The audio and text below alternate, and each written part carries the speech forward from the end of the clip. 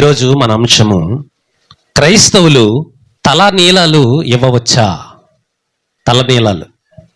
ఈ ప్రపంచమంతా జీవము గల దేవునికి దూరమై ఎవరికి నచ్చినట్టుగా ఎవరికి తోచినట్టుగా వాళ్ళు రకరకాల పద్ధతుల్లో రకరకాల విధానాలుగా ప్రపంచం ఉంటున్నప్పుడు 2000 సంవత్సరాల క్రితం యేసుక్రీస్తు వారు వచ్చి, మీరు అసత్యంలో ఉన్నారు, సత్యం అంటే నేను చెబుతాను, సత్యం అంటే ఏంటో చెప్తాను అని చెప్పి తన రాజ్యాన్ని స్థాపించాలన్న ఉద్దేశం కలిగి అనేక మందిని ఆయన ప్రపంచంలోనికి పంపించడం జరిగింది.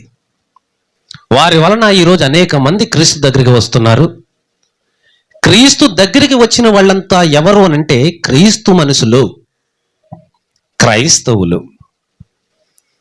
అయితే ఆయా పద్ధతుల్లో నుండి, ఆయా మూఢనమ్మకాల్లో నుండి, ఆయా విధానాల్లో నుండి వచ్చిన ప్రజలంతా ఈరోజు వారెవరైనా, ఏ కులమైనా, ఉన్నవాళ్ళైనా లేనివారైనా, చిన్నవాళ్ళైనా పెద్దలైనా, స్త్రీ అయినా పురుషుడైనా,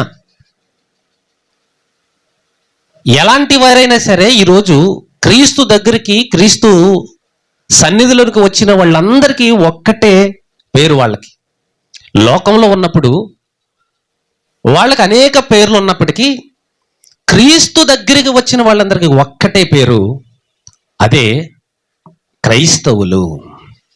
అయితే ఈ క్రైస్తవులు తలనీలాలు ఇవ్వచ్చా? మనం చూస్తున్నాం ఎప్పటి నుంచో. గౌరీపట్నం వెళ్ళి గుండు కొట్టించుకున్న వాళ్ళు బోలె మంది ఉన్నారు.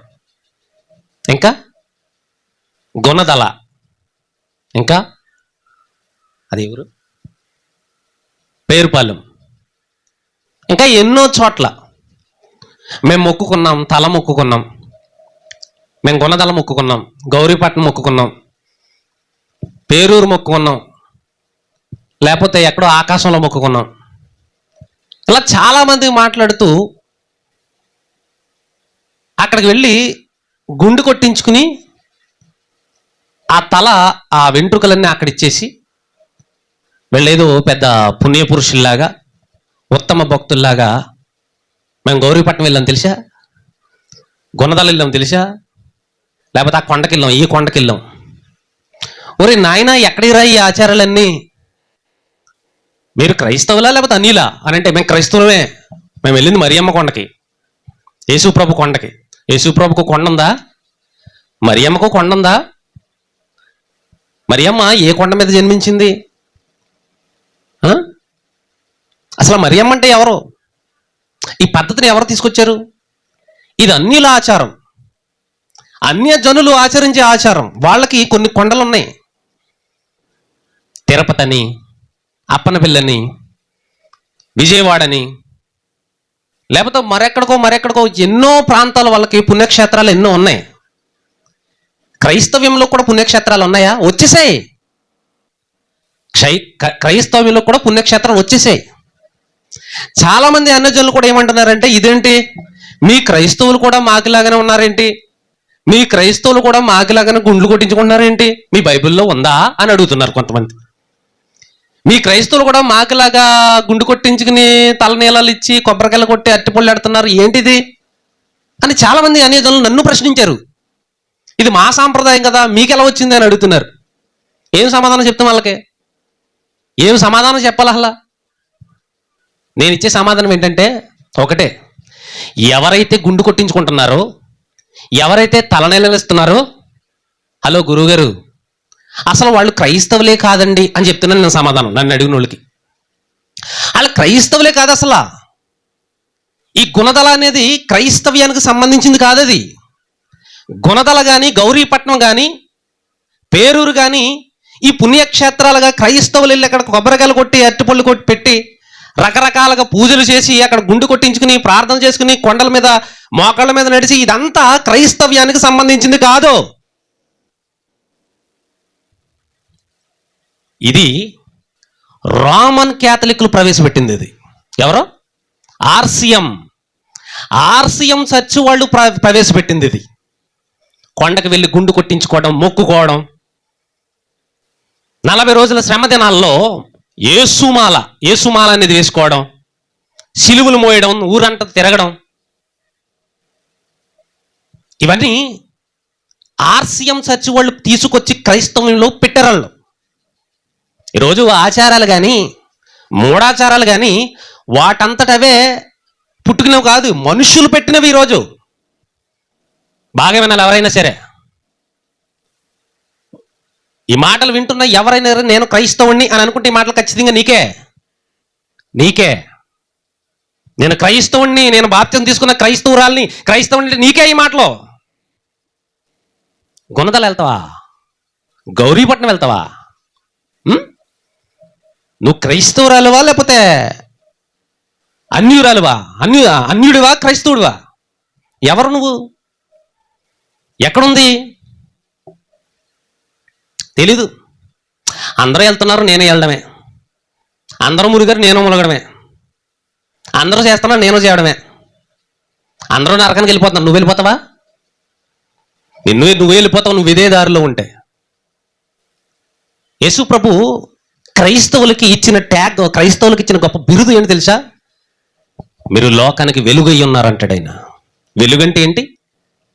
అనేక మందికి దారిని చూపించేది. వెలుగంటే ఏంటి? చీకటిలో వెతుకులాడుతున్న వాళ్ళకి దారిని చూపించేది మార్గం వెలుగంటే. రక్షణ వెలుగంటే. ఆనందం వెలుగంటే. సంతోషం వెలుగంటే. కొన్ని సందర్భాల్లో నైట్ పూట కరెంట్ తీసేస్తూ ఉంటాడు. ఆ కరెంటు పోయినప్పుడు ఎంత ఇబ్బంది పడతాం, ఎంత బాధపడతాం. కరెంటు రాగానే ఎంత సంతోషపడతాం. కరెంట్ వచ్చిందని ఆనందపడతాం. తెల్లవారకుండా రాత్రే కాక అలాగే ఉంటే ఎప్పుడు తెల్లారుతుంది అని చూసేవాళ్ళు ఉంటారు. రాత్రిపూట నిద్ర పట్టని కొంతమంది ఎప్పుడు తెల్లారుతుందబ్బా అని చూసేవాళ్ళు ఎదురు ఉంటారు. అంటే వాళ్ళకి ఏమి ఇష్టం? వెలుగు కావాలి. వెలుగు. యేసు ప్రభువుడు నా పిల్లలారా, నా జనాంగమా, నా మనుషులారా, నా వారులారా అన్నాడు ఆయన. మీరు నా వారు, నేను క్రీస్తుని, మీ రక్షకుడునైతే నా మనుషులు మీరు క్రైస్తవులు, మీరు లోకానికి వెలుగై ఉన్నారు. లోకం చీకట్లో ఉంది, లోకం మూఢాచారాల్లో ఉంది, లోకం భయంకరమైన ఆచారాల మధ్య కొట్టుకుంటుంది. నువ్వు వెలుగువి. అసలేంటో నువ్వు చూపించాలి. నువ్వు వెలుగువి. అసలైన సత్యం ఏంటంటూ నువ్వు చూపించాలి. నువ్వు వెలుగువి. అసలైన మార్గం ఏంటో చూపించాలి. నువ్వు వెలుగువి. ఇంకో మాట, మంచి మాట అన్నాడు యేసు ప్రభు. ఏమన్నాడు? మీరు లోకానికి ఉప్పై ఉన్నారన్నాడు. ఉప్పు ఏంటి? ఉప్పా? అది బాగా చిన్న పదం. చిన్న పదమే. ఉప్పుని తక్కువగానే అంచనేస్తాం. ఉప్పు లేకుండా ఏమీ తినలేం. మనం తినే స్వీటు మిఠాయి తింటూ ఉంటాం, అందులోనూ కూడా ఉప్పు కలుపుతారు. ప్రతి దాంట్లోనూ ఉప్పు లేని పదార్థం ఏదీ లేదు. ఉప్పు లేకుండా ఏదీ చేయలేరు. ప్రపంచానికి అన్నీ ఉండి ఉప్పు వేయకపోతే మంచి బిర్యానీ చేసుకుంటాం. గుమగుమలాడుతుంది బిర్యానీ. అన్నీ వేశారు, ప్లేట్లోకి వచ్చింది బిర్యానీ. ప్లేట్లో నుంచి చేతిలోకి వచ్చింది, చేతిలోంచి నోట్లోకి వెళ్ళింది. నోట్లో పెట్టుకుంటుండగానే అమాంతంగా ఒక్కసారిగా ఊసేసాడు మనిషి. అంటే ఉప్పు లేదురా బాబు ఇందులో అన్నాడు. అన్నీ వేసాను కదా, కారం వేసాను, పసుపు వేసాను, మసాలా వేసాను, చికెన్ వేసాను, అది వేసాను, ఇదే అన్నీ వేసాను కదా, ఉప్పు లేకపోతే నీకు నష్టం ఏంటి, తిను అంటే, నువ్వు ఎన్ని వేసినా ఉప్పు లేకపోతే నాకు వద్దు అంటాడు వచ్చిన బంధువు ఎవరైనా సరే. అందుకే ఉప్పు విషయానికి వచ్చినప్పటికీ చాలా జాగ్రత్తగా దాన్ని ఆచితూచి వేస్తారు. సరిపోకపోతే మళ్ళీ వేసుకొచ్చిన దగ్గర పెట్టుకుంటారు వాళ్ళు. ఏది దగ్గరికి వెళ్తా? వంటలో భోజనం చేసినప్పుడు డైనింగ్ టేబుల్ ముందు ఏముంటుంది? కారం ఉంటుందా? మసాలా ఉంటుందా? మంచి నూనె ఉంటుందా? డైనింగ్ టేబుల్ మీద ఏముండవు, కానీ తినేటప్పుడు ఉప్పు మాత్రం పక్కనే ఉంటుంది. ఎందుకు? అది సరిపోకపోతే మళ్ళీ వేసుకోవచ్చు, అవసరమైనంత వేసుకోవచ్చు, అవసరం లేకపోతే. ఎందుకంటే అది ఎందుకు దగ్గర ఉండాలంటే అది లేకపోతే మనం ముద్ద దిగదు కనుక. యేసు అన్నాడు, నా పిల్లలైన మీరు ఉప్పై ఉన్నారు, లోకానికి ఉప్పై ఉన్నారు. అంటే అర్థం ఏంటి? మీరు లేకపోతే అసలు లోకానికి రుచే లేదురా నాయన అని అర్థం. మీరు లేకపోతే క్రైస్తవుడు అనేవాడే ఒక గ్రామంలో లేకపోతే అసలు ఆ గ్రామానికి రుచి అనేదే లేదు, జ్ఞానం అనేదే లేదు, వివేకం అనేదే లేదు. అలాంటి క్రైస్తవులు తిరిగి ఎక్కడికి వెళ్తున్నారంటే మళ్ళీ మూఢాచారాల్లోకి వెళ్ళిపోతున్నారు. అలాంటి క్రైస్తవులు ఈరోజు మళ్ళీ ఎక్కడికి వెళ్తున్నారంటే దిక్కుమాలిన పద్ధతుల్లోకి వెళ్ళిపోతున్నారు. చెత్త ఆచారాలన్నీ క్రైస్తవుడు ఏటినైతే కొట్టి పారేయాలో వాటినే మళ్ళీ చూస్తున్నాడు, అక్కడికే వెళుతున్నాడు. చాలామంది అన్యజనులు అడుగుతున్నారు, చాలామంది అడుగుతున్నారు నన్ను, ఏంటి పెళ్లి చేసుకుంటే మాకులాగానే మీరు ముహూర్తాలు పెట్టుకుంటారేంటంటే, మరి అదే దిక్కుమాల ఆచారం మాకు కూడా వచ్చింది. అది ఏంటి మాకులాగానే మీరు కూడా మంగళసూత్రాలు పెట్టుకుంటారంటే మరి ఏం చేస్తాం, మరి దిక్కుమాల ఆచారం మాకు వచ్చింది, మేము కూడా ఇక్కడే పుట్టాం కాబట్టి, ఆ కల్చర్ నుంచి బయటకు వచ్చాం కాబట్టి మాకు అదే, అది లేకపోతే మాకు సప్పగా ఉంటుంది. ఎంతో కొంత ఏ కార్యక్రమంలోనైనా ఎంతో కొంత లోకాన్ని పులుముకోకపోతే, లోకాచారాలను అంటించుకోకపోతే మాకు ఏదో మొత్తం మీద సప్పగా ఉంటుంది ఆ కార్యక్రమం. కొన్ని కలగలుపు అన్ని మిక్స్డ్ చేసుకుని జరుపుకుంటే అది చాలా ఆనందంగా ఉంటుంది. యేసుప్రభు అన్నాడు, మొత్తకం మిరిగిపోద్ది అన్నాడు యేసుప్రభు. కొడితే మామూలుగా ఉండదు మీకు. పెళ్లి చేసుకుంటే లోకం కనబడుతుంది అందులో. హల్దీ ఫంక్షన్లన్నీ, లేకపోతే అయ్యని ఇయ్యని చెదారం అని ఈ రకరకాల లోకంలో ఉన్న వాటిని క్రైస్తవులు తీసుకొచ్చాడంటే, నువ్వు క్రైస్తవుడువా లేకపోతే అన్యుడివా? నువ్వు అటైనా ఉండు లేకపోతే ఇటైనా ఉండాలి. అటు ఇటు కాకుండా మాడగళ్ళ ఉంటావేంటి నువ్వు? స్త్రీగానే ఉండాలి లేదా పురుషుడిగానే ఉండాలి. అటు ఇటు కాకుండా కొంతమంది తేడాగళ్ళు ఉంటారు, వాళ్ళని ఏమంటారు, వాళ్ళని చూసేటప్పటికే నవ్వు వస్తూ ఉంటుంది, ఎటకారిస్తూ ఉంటారు. ఎందుకు అటు ఇటు కాదురా అని. ఈరోజు క్రైస్తవుడుగా ఉన్నప్పుడు నువ్వు ఉంటే నిక్కాసైన క్రైస్తవుడుగా ఉండు, లేదా ఒక అన్యుడిగా ఉండు, మరొక మతంలో ఉండు, నో ప్రాబ్లం. అటు ఇటు కాకుండా అందులోని నేను ఆ పడవ మీద కోళ్ళేస్తాను ఈ పడవ మీద కోళ్ళేస్తానంటే మధ్యలో నెట్ట నిలువున మునిగిపోతావు. నిన్ను కాపాడే నాదుడు కూడా ఉండడు ఆ టయానికి. దేవా అంటే తొక్కు నారలాగుతాను, ఎవరు నీకు దేవా అని అడుగుతాడు యేసుప్రభు. ఏం చేసావని దేవా, ఏం చేసావని, నువ్వు ఏం ఉద్ధరించావని నీకు నేను సాయం చేయాలంటాడు దేవుడు.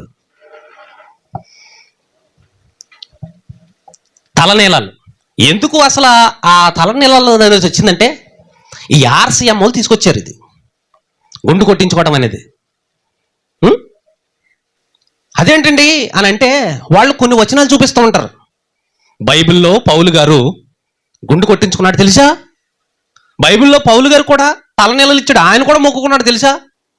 చూడలేదా నువ్వు ఎప్పుడుని? మరి మనకు తెలియదు మరి ఆ వచనాలు. కొంతమంది ఇలా మాట్లాడుతూ ఉంటారు. ఎక్కడ తీసుకున్నాడు ఆయన?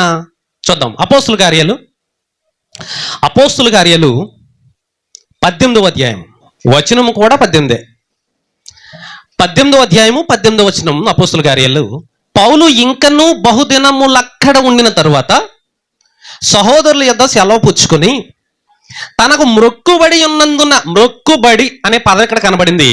వెంటనే మనకు కూడా మొక్కుబడే కనబడింది కదా, మొక్కుబడి అనేది వచనం మనకు కూడా కనబడే. ఈరోజు క్రైస్తవులకు, అజ్ఞానపు క్రైస్తవులకు చెప్పవలసిన బాధ్యత ఎవరిది? ఎవరైతే కాపర్లు ఉన్నారో, ఎవరైతే సేవకులు ఉన్నారో వాళ్ళది. కానీ వాళ్ళు చెప్పరు ఈ విషయాలు. ఎందుకంటే వాళ్ళు ఎక్కడ చెప్తే ప్రజలను హట్ చేస్తే వాళ్ళకి రావాల్సిన సందాలు ఆగిపోతాయని వాళ్ళ భయం వాళ్ళది. వీళ్ళు ఎంతసేపు డిబ్బీ కోసం, ఈ డబ్బుల కోసమే తప్ప కానీ సత్యం కోసం ఆలోచించరు వీళ్ళు. యేసుప్రభు నాకు కొన్ని గొర్రెలు ఇచ్చాడు, వీటిని కాయాలి, ఒకవేళ ఎటైనా చెదిరిపోతున్నాయేమో ఈ గొర్రెలు, ఏదో ఫంక్షన్ అని అటు వెళ్ళిపోతున్నాయేమో, లేకపోతే సినిమాల్లో సీరియళ్ళని ఈ టీవీలకు అతికిపోతున్నాయేమో కొన్ని గొర్రెలు ఏమో హల్దీ ఫంక్షన్లని తప్పిపోతున్నాయేమో, కొన్ని గొర్రెలు ముహూర్తాలని తప్పిపోతున్నాయేమో, కొన్ని గొర్రెలు ఈ గౌరీ పట్టణాలు ఈ దరిద్రాలంటే ఇటు తప్పిపోతున్నాయేమో. అమ్మో, ఎటు వెళ్ళకుండా వాక్యము చుట్టూ వాక్యం అనే కంచి వేసి వాక్యం లోపడే పెంచాలనే అన్న కనీస జ్ఞానం ఈరోజు సేవకులకు లేదు. ఎలా తయారంటే వీళ్ళు, నా డిబ్బీ నిండితే చాలు, నా డిబ్బీలో డబ్బులు ఉంటే చాలు. అందుకే ఈ మధ్య చాలా మంది సేవకులు ఏం చేస్తున్నారంటే డిబ్బీల మీద దృష్టి పెడుతున్నారు.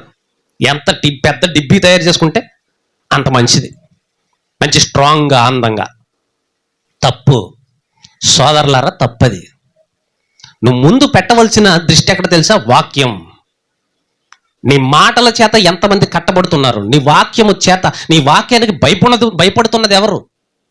నా వాక్యానికి ఎవరు భయపడరంటే పోనీ, నువ్వు చెప్పావో లేదన్నది కావాలి దేవుడికి. భయపడ్డారా లేదన్నది తర్వాత.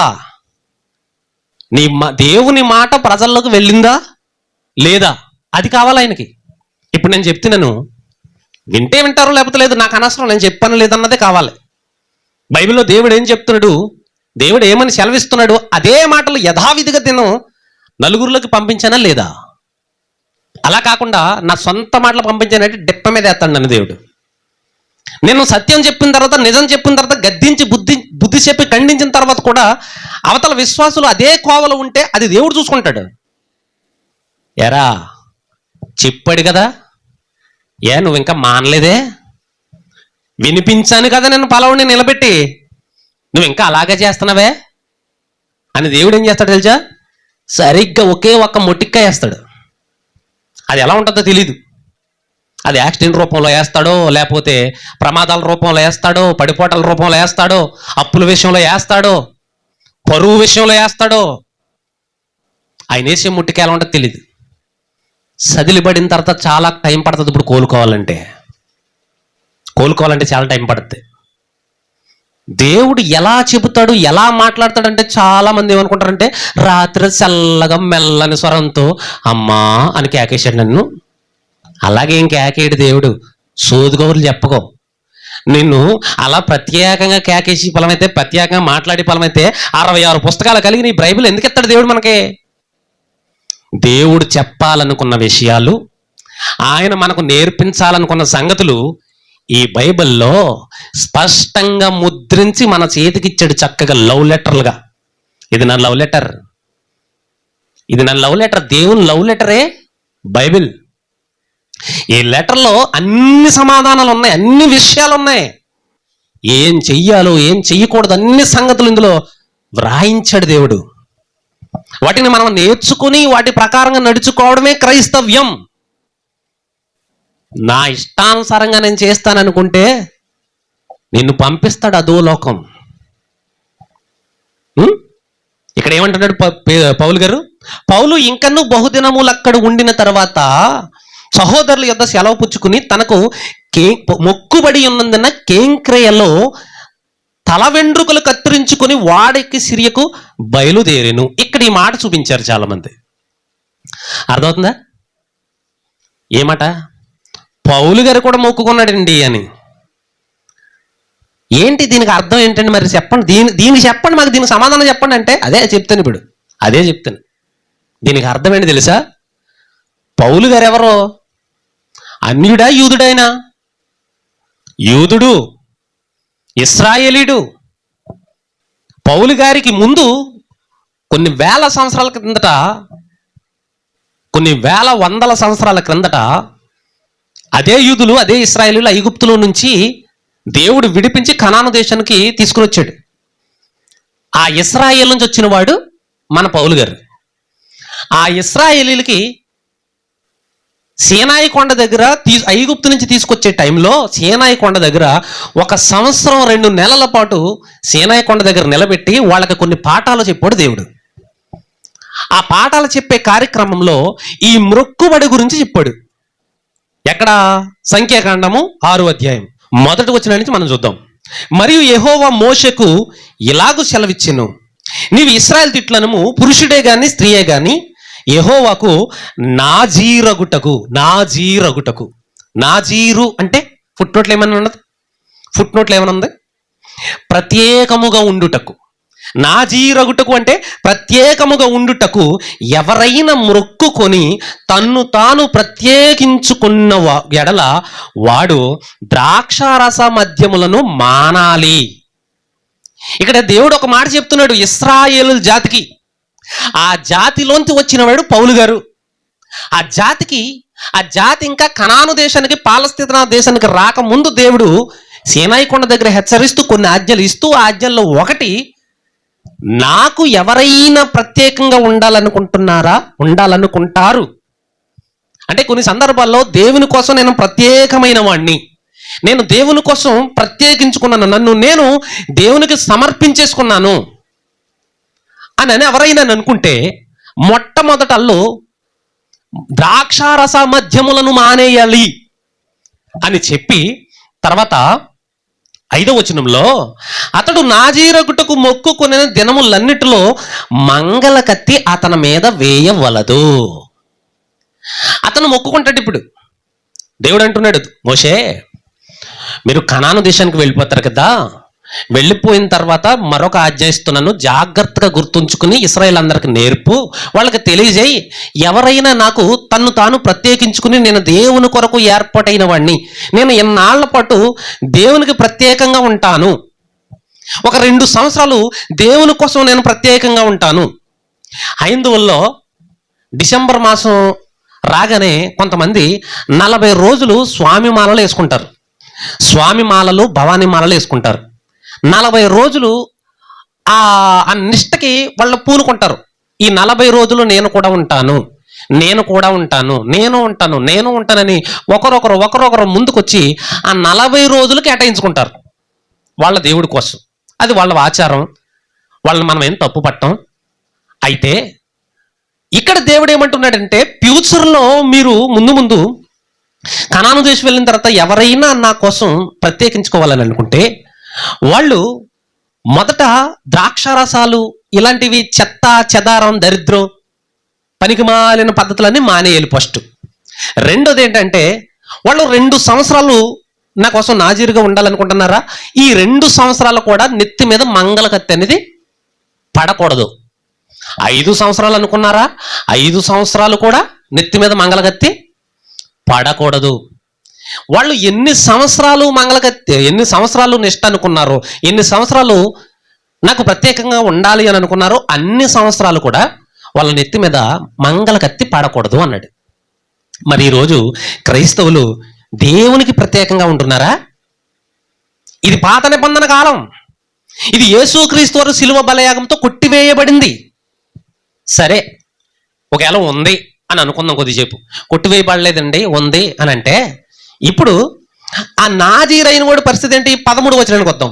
13వ వచనం, నాజీరు ప్రత్యేకంగా ఉండి దినములు నిండిన తర్వాత, అంటే 2 సంవత్సరాలు అనుకున్నాడు, ఎగ్జాంపుల్గా 3 సంవత్సరాలు అనుకున్నాడు, లేదా 5 సంవత్సరాలు అనుకున్నాడు, లేదా సంవత్సరమే అనుకున్నాడు. వాడు అనుకున్న టైం కంప్లీట్ అయిపోయింది. ఇంకా నాజీరు నేను సంవత్సరం అనుకున్నాను కదా, అయిపోయిందిరా బాబు, ఇంకా రేపు నుంచి నేను ఎలాగైనా ఉండొచ్చు అని అనుకుంటే, లాస్ట్ రోజు నువ్వు చేయవలసినవి ఏంటి? ఆ ప్రత్యేకమైన దినములు పూర్తయిన తర్వాత లాస్ట్ రోజు నువ్వు చేయవలసిన పని ఏంటంటే, నాజీరు ప్రత్యేకంగా ఉండి దినములు నిండిన తరువాత వాని గూర్చి విధి ఏదనగా, ప్రత్యక్షపు గుడారం యొక్క ద్వారము నొద్దకు వాని తీసుకుని రావాలి. ఎవరిని తీసుకుని రావాలి? ఈ నాజీరుని తీసుకుని రావాలి.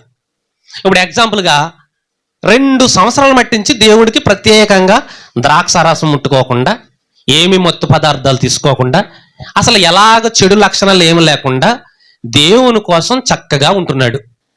ఈ 2 సంవత్సరాలు కంప్లీట్ అయ్యేసరికి వీడి తల కూడా ఏకంగా భుజాల దాకా వచ్చేసింది. అవునా? తల నెలకి తల పెరిగిపోతూ ఉంటుంది కాబట్టి 2 సంవత్సరాలు అని అనగానే తల ఎక్కడ దాకా వస్తుంది? ఇప్పుడు భుజాల దాకా, ఆడవాళ్ల తలలాగా వచ్చేసింది. ఇప్పుడు అంత తలతో ఇప్పుడు ఎక్కడికి వెళ్ళాలంట?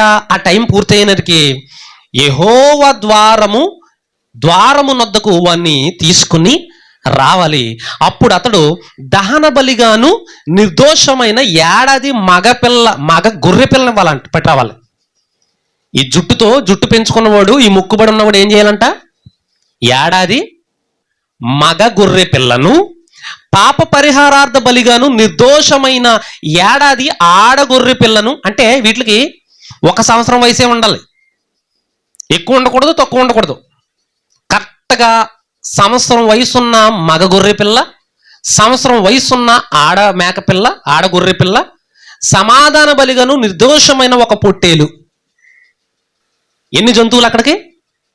3 జంతువులు, ఒక మేకపోతు, ఒక గొర్రెపోతు, ఒక పొట్టేలు, ఒక ఆడగొర్రె పిల్ల, 3 వస్తువులు, తర్వాత నూనెతో కలిసిన పిండి వంటకాలు, ఇవన్నీ తీసుకుని రావాలి. ఎక్కడికి?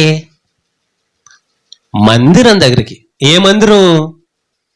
యెహోవా మందిరం. యెహోవా మందిరం దగ్గర తీసుకెళ్ళాలి. ఇప్పుడు ఎక్కడుందా యెహోవా మందిరం? ఆ దేవుని మందిరం ఎక్కడుంది? ఎందుకు లేదండి, గుణదల్లో ఉంది అంటున్నారు. చెప్పు తెగిపోద్ది ఇలాంటి వాళ్ళకి. ఎందుకు లేదు? గౌరీపట్నం ఉంది. ఎవడు చెప్పండి నీకు? అసలు బైబిల్ చదువుతున్నావా? మందిరం అంటే ఏంటో అది ఎక్కడ ఉందో ఎప్పుడైనా బైబిల్ చదివావు నువ్వు? పనికిమాలి పద్ధతులు, పనికిమాలిన వేషాలు, పనికిమాలిగా ఇష్టానుసారంగా తిరుగుతూ దేవుని వాక్యానికి సోటివ్వకపోతే, ఇష్టానుసారంగా జీవింతే ఇలాగే ఉంటది. ఎవడో ముందు మొదలెడతాడు, ఆడెనకాల ఇంకొకడు, ఆడెనకాల ఇంకొకడు, ఆడెనకాల ఇంకొకడు. క్రైస్తవ్యాన్ని భ్రష్టు పట్టేస్తున్నారు ఈరోజు. క్రైస్తవ్యం నవ్వులు పాలవుతుందంటే ఇలాంటి వాళ్ళ వల్లే. క్రైస్తవ్యం దాడులకు గురవుతుందంటే ఇలాంటి వాళ్ళ వల్లే. ఒకడు టచ్ అంటాడు, ఒకడు అస్ అంటాడు, ఒకడు బుస్ అంటాడు, స్వస్థతలు చేస్తానంటాడు, ఒక అట్టిపళ్ళు వలన పిల్లలు పుట్టిస్తానంటాడు ఒకడు. మాయ క్రైస్తవంలో మాయగాళ్ళందరూ ఎక్కువైపోయారు. అన్యజనులు నవ్వుకోవడానికి ఈరోజు క్రైస్తవులందరూ, క్రైస్తవ పాస్టర్లందరూ వేసి యాసాలంటే ఎలా ఉన్నాయంటే చాలా దౌర్భాగ్యంగా ఉన్నాయి. లోకల్ చర్చిల్లో వాళ్ళు కూడా ఎవరైనా పోనీ వీళ్ళన్న వాకింగ్ చెప్తున్నారంటే వీళ్ళకు కూడా ఒకటే బాధ, డబ్బు డబ్బు డబ్బు ఇవ్వండి, తండి దశంభాగం తండి పోసేయండి, మొత్తం నా జేబు నింపేయండి అని ఎదవ గోలే తప్ప. కానీ ఎప్పుడన్నా వాక్యం చెప్పాలని సరిచేసావా? చెయ్యు. ఏమన్నాడు అక్కడ? ఎవడైనా జుట్టు పెంచుకుని నేను మొక్కుకున్నాను అంటే ఆ నాజీరును దేవుని సన్నిధికి తీసుకుని వచ్చి 3 రకాల గొర్రెలను తీసుకురావాలి. అక్కడ గొర్రె పిల్ల, ఆడగొర్రె పిల్ల, పొట్టేలు, తర్వాత పిండితో కలిసినవి, ఇవన్నీ తీసుకొచ్చి యాజకుడికి ఇవ్వాలి. ఇస్తున్నావా మరి నువ్వు? ఇవ్వాలా? గుణదల వెళ్ళావు, గొర్రె పిల్లలు ఎట్టుకెళ్ళావు మరి? గుణదల వెళ్తున్నావు, గౌరీపట్నం వెళ్తున్నావు, మరి గొర్రె పిల్లలు ఎట్టుకెళ్తున్నావు, పొట్టేళ్ళు ఎట్టుకెళ్తున్నావా? దేవుడు చెప్పిన నిజంగా మీరు తల మొక్కుకొండరా, నా మందిరానికి వచ్చి ఇవ్వండిరా, కాకపోతే వచ్చినప్పుడు మాత్రం ఒక దున్నపోతును కూడా తోలుకురండి అంటే ఏం చేస్తారు వీళ్ళు? బాబోయ్ గొర్రె పిల్ల ఎట్టుకెళ్ళాలంట. ఇవాళ తక్కువ లేదు. గొర్రె పిల్ల అంటే ఎంత? 10,000 20,000. వాటికి కూడా బాగా డిమాండ్ అయిపోయింది. ఈ చికెన్ ఆపేసిన తర్వాత మటన్కి ఎక్కువ రేట్ అయిపోయింది. ఇప్పుడు కనీసం ఎలా లేదన్నా 15,000 రూపాయలకు తక్కువ లేదు గొర్రెలు. ఇప్పుడు గొర్రెలు కానీ మేకలు కానీ. ఇప్పుడు నువ్వు జుట్టు పెంచేసుకుని గౌరీపట్నం వెళ్ళిపోయి అక్కడ ఇచ్చేయాలంటే దేవుడు అడుగుతాడు, మరి గొర్రె పిల్ల ఎదురా అని అడుగుతాడు. తేలేదు ప్రభువా, వచ్చేసాను 200 రూపాయలు జేబులేసుకుని అని అంటే డిప్ప మీద వేసి, మరి నువ్వు పెంచుకున్నవాడు, మరి నేను చెప్పిన ఆచారాలు కూడా నువ్వు పాటించాలిగా. గొర్రె పిల్లని తీసుకురావాలి, ఆడగొర్రెని తీసుకురావాలి, పొట్టేళ్ళని తీసుకురావాలి, ఒలివ నూనె తీసుకురావాలి, తర్వాత పొంగన భక్ష్యాలు ఎట్టు రావాలి. సరే అన్నీ పట్టుకొచ్చావు, కానీ యాజకుడు ఏడురా అని అడుగుతాడు దేవుడు. ఏడు మరి యాజకుడు? వీటన్నీ అర్పించాలి కదా. అక్కడ బలి జరగాలి, అక్కడ బలిపీఠం కట్టాలి. ఈ 6వ అధ్యాయం అంతా చదివితే నీ మొహనకే ఎప్పుడన్నా చదివావా? అప్పుడు తెలుస్తుంది జుట్టు పెంచుకుని వెళ్ళిపోయి తలంటికలు ఇచ్చేయడం అంటే ఏంటో. ఏమంటున్నాడు అక్కడ? ఇప్పుడు డైరెక్ట్గా 18వ వచనానికి వద్దాం. 18వ వచనానికి 15వ వచనం చూద్దాం. గంపెడు పొంగని పిండి అనగా గోధుమ పిండి వంటలను, నూనె కలిపిన గోధుమ పిండితో చేసిన భక్ష్యములను, నూనె పూసిన పొంగని పూరీలను, వాటి నైవేద్యమును పానార్పణను అర్పణముగా యెహోవా ఎదుగు తేవలను. అప్పుడు యాజకుడు యెహోవా సన్నిధికి వాటిని తెచ్చి అతని నిమిత్తం పాప పరిహారార్థ బలిని, దహన బలిని అర్పింపవలెను. నువ్వు తీసుకెళ్ళిన గొర్రె పిల్లలు మళ్ళీ యాజకుడికి అప్పచెప్పాలి. యాజకుడు అంటే ఎవరో తెలుసా నీకు? నువ్వు వెళుతున్న గౌరీపట్నానికి ఎంతమంది యాజకులు ఉన్నారు? నువ్వు తీసుకెళ్లిన అర్పణలు ఎవరు స్వీకరిస్తున్నారు? తర్వాత 17వ వచనం. ఈ యాజకుడు ఆ గంపెడి పొంగని భక్ష్యములను, పొట్టేలను యెహోవాకు సమాధాన బలిగా అర్పించవలను, వారి నైవేద్యమును, వారి పానార్పణను అర్పింపవలను.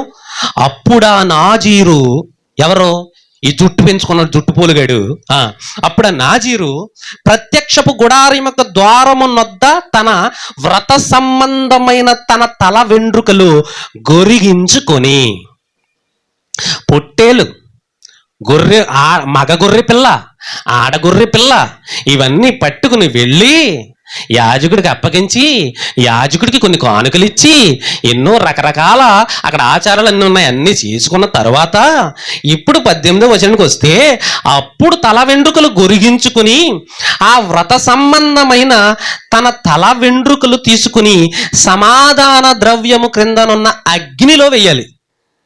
ఎక్కడంట? సమాధాన ద్రవ్యము, సమాధాన బలి ద్రవ్యము క్రిందనున్న అగ్నిలో వెయ్యాలి. అంటే దహన బలిస్తారు. మీకు అర్థం చేసుకోండి. ఫస్ట్ దహన బలిస్తారు. దేన్ని? మగ గొర్రె పిల్లని. నెక్స్ట్ ఏం చేస్తారు? పాప పరిహారార్థ బలి. ఏంటిది? ఆడగొర్రె పిల్ల. నెక్స్ట్ సమాధాన బలి. ఏంటిది? పొట్టేలు. మీకు అర్థమైందా? దహన బలికేంటి? మగగొర్రె పిల్ల. పాప పరిహారార్థ బలికేంటి? ఆడగొర్రె పిల్ల. సమాధానం అంటే సంతోషం, సమాధానంగా అర్పించేది.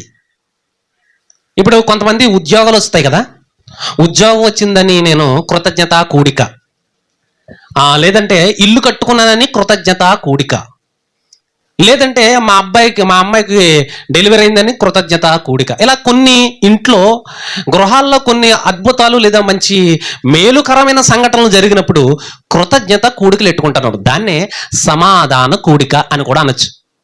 ఇప్పుడు సమాధాన బలిగా పొట్టేలు.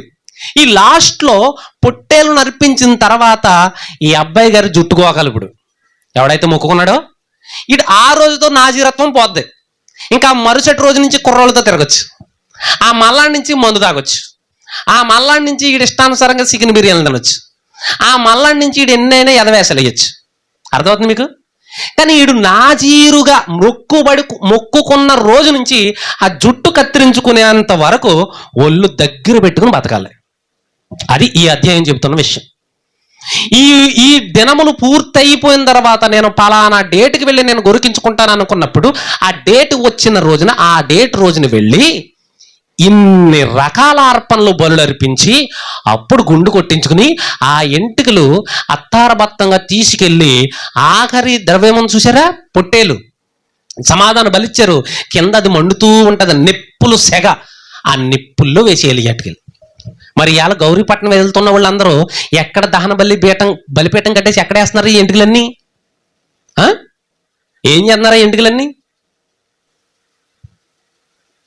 ఇలా మనం క్రైస్తవులము, మేము క్రీస్తు పిల్లలు అనుకుంటే సరిపోదు. ఒళ్ళు దగ్గరెట్టుకుని దేవుని వాక్యం ఏంటని చెప్తుందో చూసుకోవాలి, తెలుసుకోవాలి, అడగాలి సేవకుల్ని. ఇది కరెక్టా కాదా, చెయ్యొచ్చా చెయ్యకూడదా, బైబిల్ అలా చెప్తుంది, పక్క పాస్టర్ అలా చెప్తున్నాడు, మీరెందుకు చెప్పరండి? నిలదీయాలి సేవకుడిని. బైబిల్లో నిలదీశారు, సాక్షాత్తు యేసుప్రభునే నిలదీశారు. కొంతమంది సేవకుల్ని మీరు ప్రశ్నలు వేయకూడదండి అంటారు కొంతమంది, వాళ్ళకి చెప్పడం చేతకాక. సేవకుల్ని మీరు విమర్శించకూడదు, సేవకులకు ప్రశ్నలు వేయకూడదు, సేవకులు ఏం అడగకూడదు. మీరు పాస్టర్లు అంటే ఏమనుకుంటున్నారు? మీరు ఎలాంటి ప్రశ్నలు అడగకూడదు మీరు అంటారు. ఎందుకు అడగకూడదు అంటున్నారు తెలుసా? వాళ్ళకి ఒకవేళ నిజంగా విశ్వాసాలు అడిగితే వాళ్ళకి చెప్పే దమ్ము లేదు అక్కడ. నన్ను అడగండి, నేను చెప్తాను. బైబిల్ ఆదికాండం నుంచి ప్రకటన గ్రంథం కూడా ఏ విషయం అయినా సరే నన్ను అడగండి, ధారాళంగా చెప్తాను. కూర్చోబెట్టి చెప్తాను, అన్ని గ్రంథాల గురించి చెప్తాను నేను ఈరోజు. ఏమన్నాడు అక్కడ? అగ్నిలో వేయవలను, ఇది ఇశ్రాయేలులకు ఇవ్వబడిన కట్టడ. ఇది తర్వాత ఇశ్రాయేల్లో చాలా మంది ఏం చేసేవారంటే దేవుని కోసం ప్రత్యేకించుకునేవారు.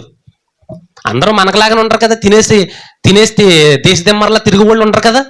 అక్కడక్కడ కొంతమంది బతికితే దేవుని కోసం బతకాలరా, లేకపోతే ఎందుకు రా ఈ బతుకు అని దేవుని కోసం ప్రత్యేకంగా బతికే వాళ్ళు కొంతమంది ఉంటారు. ఆ లెక్కల్లో పౌలు గారు ఒకరు. పౌలు గారు ఎటువంటి వాడంట? ఇప్పుడు రండి అపోస్తుల కార్యాలు 21వ అధ్యాయానికి రండి. పౌలు గారు ఎటువంటి వాడో ఏంటో మనకు అర్థమవుతుంది. అపోస్తుల కార్యాలు 21వ అధ్యాయము 3వ వచనం. నేను కిలికియలోని తార్సులో పుట్టిన యూదుడను, అయితే ఈ పట్టణంలో గమలియేలు పాదముల యొద్ద పెరిగి మన పితరుల ధర్మశాస్త్ర సంబంధముకు నిష్ఠయందు శిక్షితుడినై మీరందరూ నేడు ఉన్న ప్రకారము దేవుని గురించి ఆసక్తుడనై ఉండి అంటున్నాడు. అంటే దేవుని గురించి పౌలు గారికి ఏంటంట? ఆసక్తి. నేను దేవుని కోసం బతకాలి. సార్ మీ గోల్ ఏంటి సార్ అని అంటే 4వ వచనం అన్నాడు, ఈ మార్గములోనున్న పురుషులను స్త్రీలను బంధించి చెరసలు వేయించుచు మరణం వరకు హింసించి తిని. అంటే అర్థం ఏంటి? యోధా మతం కోసం నేను సావనైనా చచ్చిపోతాను, చంపైనా చంపేతాను, సావనైనా చచ్చిపోతాను నేను. కొంతమంది మన భారతదేశంలో కొంతమంది హిందూ మత సాందసవాదులు అటు హైందవులను రెచ్చగొడుతూ క్రైస్తవ్యం మీద పడుతూ మేము ధర్మం కోసం పోరాడతాం, ధర్మం కోసం మరణిస్తాం, ధర్మం కోసం ఏదైనా చేస్తాం అంటున్నారు. అదే టైపు పౌలు గారు. ఆయన క్రైస్తవుడు అవ్వక ముందు యోధా మతం అంటే చెవి కోసుకునే రకం. అలాంటి పౌలు యోధా మతంలో ఉన్నప్పుడు ఇంతకు ముందు మనం ఏదైతే చదువుకున్నామో సంఖ్యాకాండం 6వ అధ్యాయంలో దాని ప్రకారంగా మొక్కుకునోడిన సంవత్సరానికి పలానా టైంలో నేను ఇలా ఖచ్చితంగా నేను దేవుని కోసం కేటాయించబడాలి, దేవుని కోసం నేను ఇన్నాళ్ళలో నాజీరుగా ఉండాలి, నేను నాజీరుగా బ్రతకాలి. స్త్రీలు పురుషులు ఎంతోమంది ఇశ్రాయేల్లో దేవుని కోసం ప్రత్యేకంగా బ్రతకాలనుకున్న వాళ్ళు ఎంతోమంది బైబిల్లో కనబడతారు. అందులో మన పౌలు గారు ఒకరు. నాజీరుగా ఉంటానని ఒట్టి పెట్టుకుని ఆయన క్రైస్తవులను చంపుతున్న టైంలో అప్పటికి ఆయన జుట్టు ఏమైంది? నాజీరే కదా అతను. యోధామతంలో ఉండగా ధర్మశాస్త్రం కింద ఉన్నాడు కదా ఆయన. ధర్మశాస్త్రం కింద ఉన్నప్పుడు మొక్కుకున్నాడు. దేన్ని బట్టి? సంఖ్యాకాండం 6వ అధ్యాయం బట్టి మొక్కుకుని క్రైస్తవుల మీద దురుసుకుపడేవాడు, క్రైస్తవులను చంపేసేవాడు. స్త్రీలు, పిల్లలు, చిన్నవాళ్ళు, పెద్దవాళ్ళని చూడకుండా ఇష్టానుసారంగా చేసేవాడు ఆయన పౌలు గారు. పౌలు గారికి ముందు ఆయన సౌలు కదా. అలాంటి చేస్తున్న ఆ టైంలో యేసు ప్రభువు టక్ మని పట్టుకున్నాడు మనవుని చెయ్యి. సౌలా సౌలా నన్నెందుకు హింసించుతున్నావు అని అడిగాడు యేసు ప్రభు. ఎవరిని? పౌలు గారిని, సౌల్ని. ఎవడో ప్రభువా నువ్వు అని అడిగాడు. నేను నువ్వు హింసించుతున్నా యేసుని అన్నాడు. అప్పుడు దిగింది మనవడికి మత్తు. యోధా మతంలో నుంచి ఉన్న మత్తు అప్పుడు దిగింది. అయితే ఆ తర్వాత అప్పటి నుంచి యోధా మతమే నా ధర్మం అని అనుకున్నవాడు ఒక్కసారిగా నేను బాప్తిజం తీసుకుంటాను, నేను పాపిని అంటే యోధా మతంలో ధర్మశాస్త్రమందు ఇంత నిష్ట కలిగిన ఈయన ఏమన్నాడు తెలుసా? నేను పాపిని, పాపం చేశాను అన్నాడు. ఎక్కడ? ఒకసారి అక్కడే 21వ అధ్యాయంలోనే 6వ వచనం నుంచి, నేను ప్రయాణము చేయుచు దమస్కమునకు సమీపించినప్పుడు మధ్యాహ్న కాలమందు ఆకాశము నుండి గొప్ప వెలుగు అకస్మాత్తుగా నా చుట్టూ ప్రకాశించెను. నేను నేల మీద పడి, సౌలా సౌలా నీవెందుకు నన్ను హింసించుచున్నావని నాతో ఒక స్వరము పలుకుట వింటిని. అందుకు నేను, ప్రభువా నీవెవడమని అడిగినప్పుడు ఆయన, నేను నీవు హింసించుచున్న నజరేయుడగు యేసును అని నాతో చెప్పెను. నాతో కూడా నున్నవారు ఆ వెలుగును చూసిరి గాని నాతో మాట్లాడిన వాని స్వరము వారు వినలేదు. అప్పుడు నేను, ప్రభువా నేనేమి చేయవలనని అడుగగా, ప్రభు నీవు లేచి నమస్కులోనికి వెళ్ళు, అక్కడ నీవు చేయుటకు నియమింపబడినవన్నీ నీకు చెప్పబడునని నాతో నేను.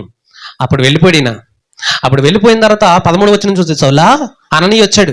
అననీయ వచ్చి అంటున్నాడు, సౌలా సహోదరా దృష్టి పొందమని నాతో చెప్పగా ఆ గడియలో నేను దృష్టి పొంది చూసితిని. అప్పుడు అతడు, మన పితరులు దేవుడు తన చిత్తం తెలుసుకున్నట్టుకు నీతిమంతుని చూచుటకును ఆయన నోటి మాట వినుటకును నిన్ను నియమించి ఉన్నాడు.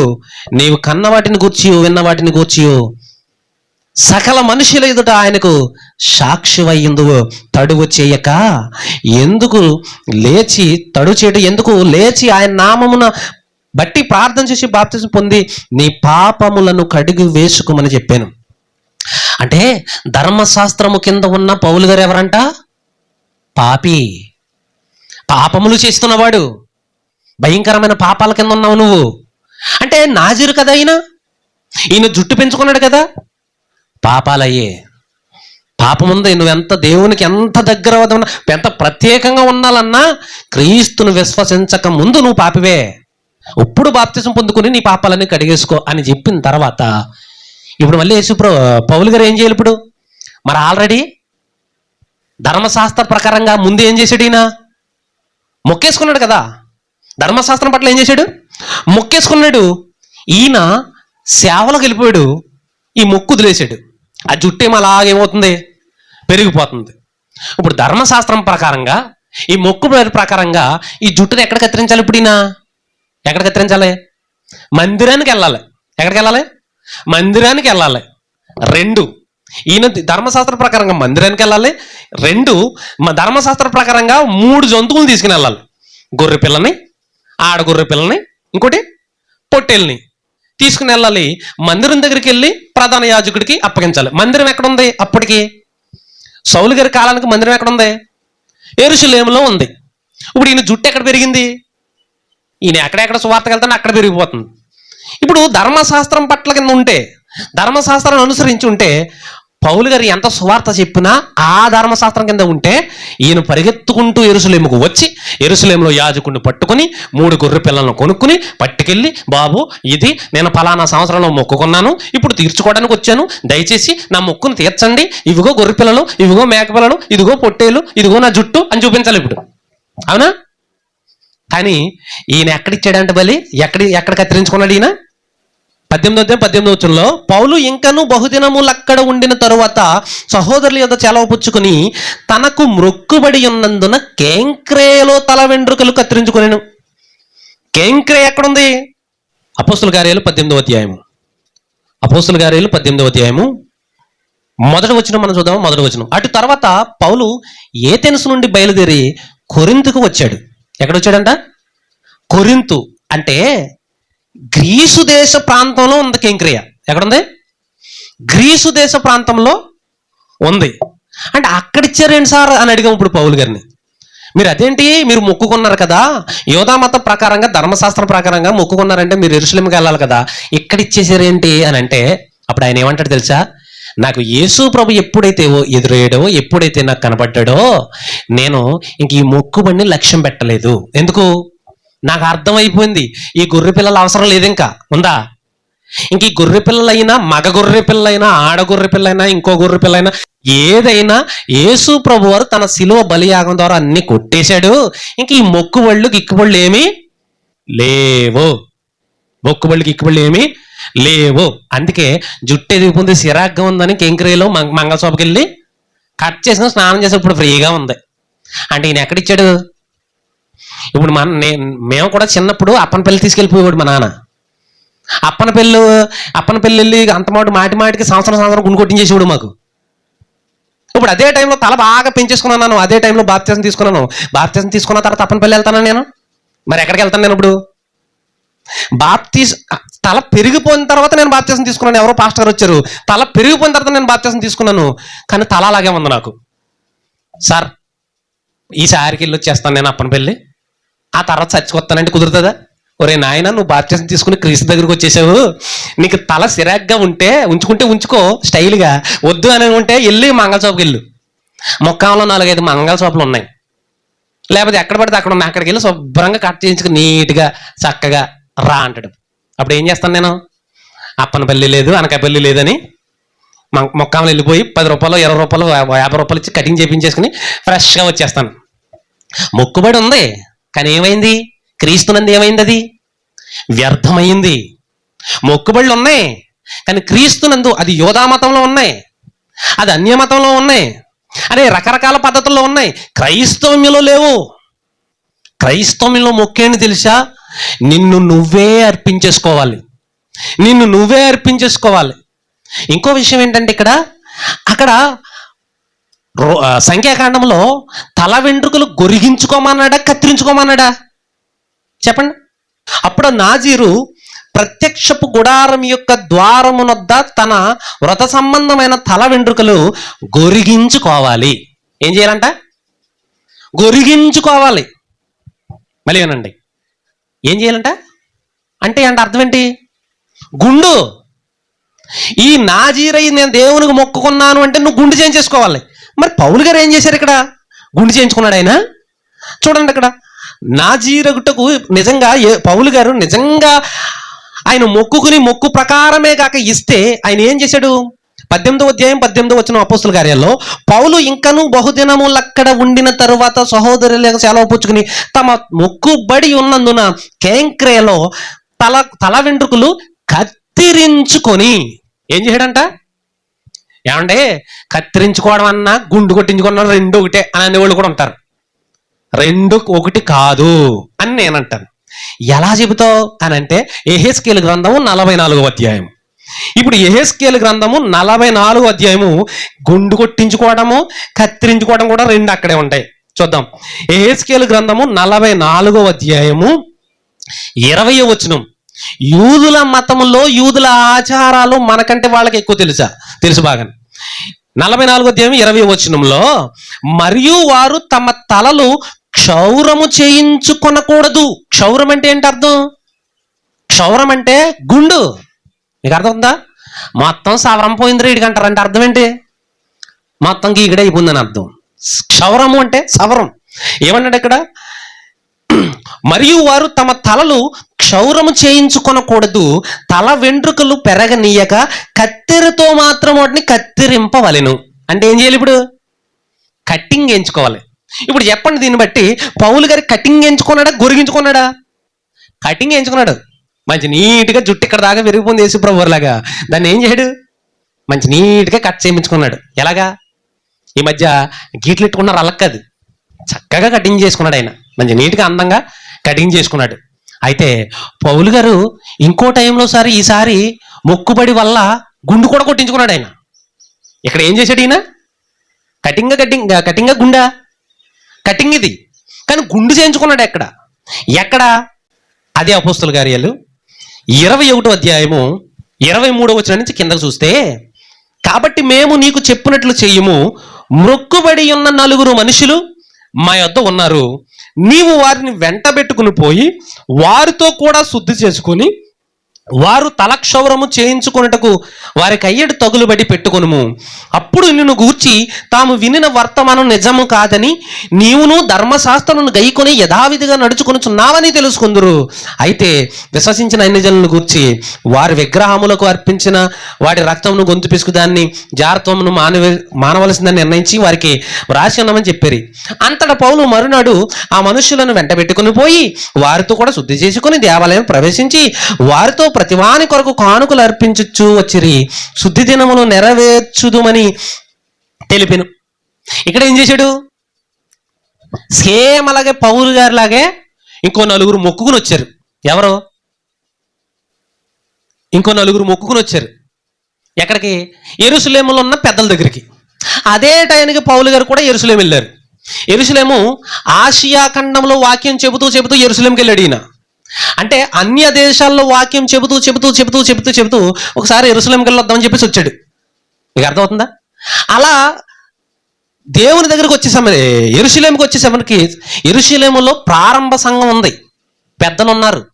యేసుప్రభు ఎవరో తమ్ముళ్ళు యాకోబు గారు ఇలాంటి వాళ్ళు అందరూ ఉంటే వాళ్ళు ఏమన్నారంటే, పౌలా యెరూషలేంకి వచ్చావు ఎందుకు నువ్వు అని అడిగారు. అని అడిగాడు ఈయన. అయ్యి బాబు నేను చంపేతారు ఇక్కడ అన్నాడు. ఎందుకు చంపేతారు అని అడిగాడు. అని అడిగితే అప్పుడు వాళ్ళు ఏమన్నారు, ఇదిగో నువ్వు ఆసియాలో అక్కడ ఆ కొరింథులో వాక్యం చెప్పినప్పుడు మోసే ధర్మశాస్త్రానికి విరుద్ధంగా చెప్పవాడు నువ్వు. నేనా? నువ్వే ధర్మశాస్త్రాన్ని నమ్మొద్దన్నమాట అని వాళ్ళు ఇక్కడ ఉన్న వాళ్ళందరికీ తెలిసిపోయింది. వాళ్ళందరూ అయితే రాని ఎవడాడు? పౌలా. యెరూషలేంకి ఎప్పుడన్నా వస్తాడు కదాడు, రాకుండా మానేస్తాడా? వచ్చినప్పుడు చూసుకుందామండి, మసాలేసేపేద్దాం అని చెప్పేసి కొంతమంది నీ కోసం చూస్తున్నారా బాబు, నువ్వు ఎందుకు వచ్చావే బాబు అని అంటే, మరి ఏం చేయను ఇప్పుడు అన్నాడు. ఇదిగో మోషే ధర్మశాస్త్రానికి విరుద్ధంగా నేనేం లేనురా బాబు అని నువ్వు వాళ్ళకి తెలియాలి. అప్పుడు ఏం చేయాలి? ఏం చేయను అని అంటే, ఓ పని చేయి, ధర్మశాస్త్ర ప్రకారంగా మొక్కుబడుకున్న 4 ఉన్నారు మా దగ్గర, వాళ్ళని తీసుకెళ్ళి దగ్గరుండి వాళ్ళకి గుండ్లు కొట్టించు. దగ్గరుండి నువ్వు కూడా గుండు కొట్టించుకో. ఈయన కొట్టించుకున్నాడో లేదో మనకు తెలియదు, కానీ వాడు శుద్ధి కార్యములు సంపూర్తి చేశాను అన్నది ఇక్కడ. వాళ్ళకి అయ్యే ఖర్చు అంతా నువ్వే పెట్టుకో అన్నాడు. అంతే. ఇప్పుడు ఈయన మోషే ధర్మశాస్త్రాన్ని నేనేమో తిక్కరించట్లేదు అని రుజువు చేసుకోవాల్సిన అవసరం ఏర్పడింది ఇప్పుడు. ఎవరికి? పౌలు గారికి. ఈ 4 తీసుకెళ్ళాడు, గట్టిగా డబ్బులు తీసుకుని వెళ్ళి ఇటు గుండు కొట్టు మొత్తం వాళ్ళందరికీ డబ్బులు ఈయన ఇచ్చాడు. మళ్ళీ ఎక్కడ ఇప్పుడు ధర్మశాస్త్ర ప్రకారం గొర్రె పిల్లలు అన్నీ కావాలి కదా, వీటన్నిటికీ ఖర్చులు ఎవరి? అంతే. పౌలు గారు పాపం అనవసరంగా వెళ్ళాడు యెరూషలేం. వెళ్ళకపోతే ఈ ఖర్చు అంతా మిగిలిపోను కదా. ఆసియాలో వాక్యం చెబుతున్నప్పుడు అక్కడ యూదులు ఎక్కడ పడితే అక్కడ యూదులు ఈయన మీద తిరగబడి చేసేవారు. ఈయన ఎక్కడ సువార్త చెప్తున్నా, ఎక్కడ సభ పెడుతున్నా సరే అక్కడికి యూదులు వెళ్ళి అల్లరి చేసి సభని డిస్టర్బెన్స్ చేసేవారు, నాశనం చేసేసేవారు. అలాంటి యూదులందరూ ఇప్పుడు మళ్ళీ యెరూషలేంకి వచ్చేసారు. మీకు అర్థమవుతుందా? నేనేమి మోసే ధర్మశాస్త్రం ఏమి వ్యతిరేకంగా చెప్పలేదు, నేను చంపేస్తారు. మరి ఏం చేయను? నేనేమి మోసే ధర్మశాస్త్రానికి వ్యతిరేకంగా చెప్పలేదు అని నువ్వు నిరూపించుకో, నిన్ను వదిలేస్తారు. నువ్వు ఇంకా బోల్డ్ పని చేయాలి, అప్పుడే నువ్వు మరణానికి వెళ్ళిపోకూడదు. సరే ఏం చేయమంటారు చెప్పండి అన్నాడు. నువ్వు కూడా వెళ్ళు. ఇప్పుడు యేసుక్రీస్తు వారు కనిపించిన తర్వాత ధర్మశాస్త్రాన్ని పాటించకూడదు ఈయన? ప్రశ్న. పాటించకూడదా? యేసు ప్రభువు ఆయన కనబడిన తర్వాత, ఆయన రప్పించుకున్న తర్వాత మరలా ఈయన గుండు కొట్టించుకోకూడదా? ఆ బలులు ఇవ్వకూడదా? మరి ఇచ్చాడు ఈయన, ఇచ్చాడు. ఇవే చూపిస్తారు వీళ్ళు, పౌలు గారు ఇవ్వలేదని. ఎవరే పిచ్చోళ్ళారా, అక్కడ ఎందుకు ఇచ్చాడు ఆయన? సమస్యను దాటుకోటకి. అందుకే కొరింథీ పత్రిక 9వ అధ్యాయంలో ఒక మాట అంటాడు ఆయన. ఇలా చేసే కొరింథీ పత్రికలో 9వ అధ్యాయంలో యేసు ప్రభువారు ఏమంటారంటే, 9వ అధ్యాయము కొరింథీలకు రాసిన మొదటి పత్రిక 9వ అధ్యాయము 20వ వచనాన్ని చూస్తే, యూదులను సంపాదించుకొనుటకు యూదులకు యూదుని వలె యూదుడు అంటే యోధా మతస్థుడు. మీకు అర్థమవుతుందా? యూదులను సంపాదించుకోవాలంటే, అంటే యూదులకు వాక్యం చెప్పి వాళ్ళని మార్చాలంటే నేను కొద్ది కాలం యూదుల్లా ఉండాలి, వాళ్ళలో చెప్పండి కలిసిపోయి ఉండాలి నేను. తర్వాత ఇంకో మాట ఏంటి, ఉంటిని ధర్మశాస్త్రమునకు లోబడిన వారిని, ధర్మశాస్త్రంకు ఎవరైతే లోబడిపోయి ఉన్నారో, ధర్మశాస్త్రంకు ఎవరైతే చెవుకో చేసుకుంటున్నారో, ధర్మమే గొప్పది అని వాళ్ళు ఎవరైతే ఉన్నారో వాళ్ళని సంపాదించుకోవడానికి నేను ధర్మశాస్త్రమునకు లోబడిన వాడును కాకపోయినను. ఏంటంట, ఇప్పుడు మనకు కూడా కొంతమంది నా ధర్మాన్ని నేను కాపాడుకుంటాను అంటున్నారు కదా. నిజమేరా, మన ధర్మాన్ని మనం కాపాడుకోవాలని నేను కూడా వాళ్ళలో కలిసి వెళ్ళిపోయి మెల్లగా కొద్ది రోజులు అలా తిరిగి, అలా కదరా మన ధర్మం బాగానే ఉంది కానీ ఒకసారి యేసుప్రభు గురించి కూడా తెలుసుకుంటే ఏం నష్టం అని మెల్లగా కథలేసి, ఎందుకు ముందు ఎలా జాయిన్ అయ్యాను, ధర్మం అంట జాయిన్ అయ్యాను. తర్వాత మెల్లగా ఎలా మంచి టైం చూసి యేసుప్రభు గురించి చెప్పడం. ఇదేంట్రా నువ్వు మా పక్క నుండి ధర్మం అంటూ మళ్ళీ యేసుప్రభు గురించి చెప్తున్నావేంటి అని అడిగారు అనుకో, అప్పుడేమని చెప్పాలి? అది కాదు, అసలు ఆలోచిద్దాం, ఆయన చేసిన చెడ్డ ఏంటి? మన ధర్మం గొప్పదే, నేను కాదన్నాను, కానీ ఆయన చేసింది ఏంటి చెడ్డ అని మెల్లగా చెప్తున్నాం అనుకో, ఏంటిది? ధర్మశాస్త్రమునకు లోబడిన వారిని సంపాదించుకున్నటకు నేను ధర్మశాస్త్రమునకు లోబడిన వాడిని కాదు. నిజంగా ధర్మశాస్త్రం లోబడిన వాడైతే జుట్టు పెంచుకుని ఎక్కడ రావాలైనా? యెరూషలేముకు రావాలి. మరి ఎక్కడ ఇచ్చేసాడు ఎంటుకలు? ఏం చేశాడో ఎంటుకలు? దహన బలిపీఠం మీద వేయాలి. ఏం చేసి ఉంటాడు? మంగళచౌపడికి ఇచ్చేసాడు. అంటే ధర్మశాస్త్రాన్ని ఏం చేశాడైనా? యూదుడై ఉండిన పౌలు గారు ధర్మశాస్త్రాన్ని ఏం చేశాడు అంటే తృణీకరించాడు. యేసు ప్రభు వచ్చి కొత్త ధర్మశాస్త్రాన్ని, కొత్త నియమాలను ఇచ్చిన తర్వాత ఇది మనకు అవసరం లేదు. ఈ మేకలు, గొర్రెలు, బలులు, ఈ బలిపీఠం, వెంట్రుకలు అర్పించడం ఇదంతా యేసు ప్రభులో ఏమైంది? కొట్టివేయబడింది. సర్వము సంపూర్తి. యేసు ప్రభు వారు ఏమన్నాడు? ఆయన లాస్ట్లో సమాప్తమైనది అన్నాడు. అంటే అర్థం ఏంటి? సంపూర్ణమైనది, సమాప్తమైనది, నేను నెరవేర్చిన విషయాలన్నీ నెరవేర్చేశాను అని అన్నప్పుడు దేవాలయపు తెర అడ్డంగా చిరిగిపోయిందంట. అది ఎందుకు చిరిగిపోయింది అంటే ఇప్పుడు దేవాలయంలోకి ఎవరైనా వెళ్ళిపోవచ్చు, మార్గం ఓపెన్ అయిపోయిందని అర్థం. నీకు అర్థమవుతుందా? రైట్. ఇక్కడ ఏమన్నాడు? ధర్మశాస్త్రమునకు లోబడిన వాడిని నేను కాకపోయినను ధర్మశాస్త్రమునకు లోబడిన వాని వలే అన్నాడంట. అలాగే దేవుని విషయమై ధర్మశాస్త్రం లేని వాడిని నేను గాని క్రీస్తు విషయం ధర్మశాస్త్రముకు లోబడిన వాడును అయినను ధర్మశాస్త్రం లేని వారిని సంపాదించుకున్నటకు ధర్మశాస్త్రం లేని వారికి ధర్మశాస్త్రం లేని వాని వలె ఉంటిని. బలహీనులను సంపాదించుకున్నటకు బలహీనులకు బలహీనుడనైతని ఏ విధము చేతనైనను కొందరు రక్షింపవలెనని అందరికీ అన్ని విధముల వాడినై ఉన్నాను. అంటే పౌలు గారికి యేసు ప్రభే మరొక ఆప్షన్ కానీ మరొక ఇదిగా లేదు ఈయనకి. ఎవరికి? పౌలు గారికి ఆయన హెడ్ ఆఫీస్ ఏది? యేసు ప్రభువే. ఏసే నిజరక్షకుడు, ఏసే మెస్సయ, ఏసే దేవుడని గట్టిగా బల్లగుద్ది బోధించే ఈయన మళ్ళీ ధర్మశాస్త్రం గురించి ఎందుకు బోధిస్తాడు? అయితే ధర్మశాస్త్రం కింద ఉన్నవాడు కాదు ఈయన, యేసు ప్రభు కింద ఉన్నవాడు. మనం ఇప్పుడు ఎవరి కింద ఉన్నాం? హైందవ మతం, హైందవ ధర్మం కింద ఉన్నామా? యేసు ప్రభు కింద ఉన్నామా? ఒకప్పుడు ఎవరి కింద ఉన్నాం? హైందవ ధర్మం కింద ఉన్నాం. ఇప్పుడు యేసు ప్రభు కింద వచ్చేసాం. యేసు ప్రభు కిందకి వచ్చినా హైందవ ధర్మంలో ఉన్నవారిని మనం ఏమనం, కానీ ఇక్కడ గొప్పతనం ఏంటో చెబుతాం.